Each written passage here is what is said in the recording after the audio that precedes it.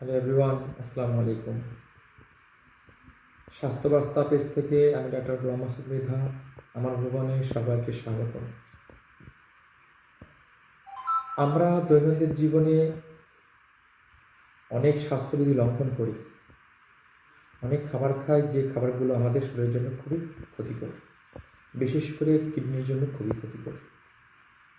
আমাদের কিডনিতে লক্ষ লক্ষ নেফ্রন থাকে। এই নেফ্রন যদি কোনো কারণে নষ্ট হয়ে যায় তখন আমাদের শরীর ছাঁকনির কাজ করতে পারে না। যখন ছাঁকনির কাজ করতে না পারে তখন আমাদের কিডনিটা আস্তে আস্তে আস্তে আস্তে বিকল হয়ে যায়, হাত পা ফুলে যায় এবং হাত পায়ে পানি আসে। তো আমাদের দেহে সুস্থভাবে বাঁচার জন্য কিডনি একটা অপরিহার্য অঙ্গ।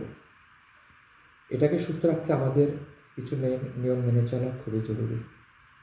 তো আমরা আমাদের কিডনিটাকে প্রাকৃতিক উপায়ে আমরা পরিষ্কার রাখতে পারি। এরকম একটা টিপস আমি আপনাদের আজকে দিব।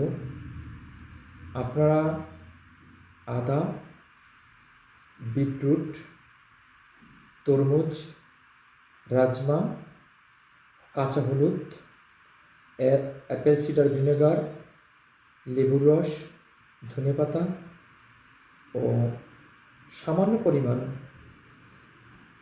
গোলমরিচের গুঁড়ো, এইটা একটু সকালে ব্লেন্ডিং করে প্রতি সকালে খালি পেটে এক গ্লাস করে যদি আপনারা নিয়মিত খান তাহলে ইনশাল্লাহ 1 মাস যদি খান, 1 মাসের মধ্যে আমাদের কিডনিটা পরিষ্কার হয়ে যাবে, কিডনির পারফরমেন্স বাড়বে, কিডনির সুস্বাস্থ্য নিশ্চিত হবে। আমরা সবাই ভালো থাকি, আমাদের সবার কিডনির জন্য ভালো থাকে, আমরা যদি সুস্থ থাকি। সবার সুস্বাস্থ্য কামনা করে বিদায় নিচ্ছি। আল্লাহ হাফেজ।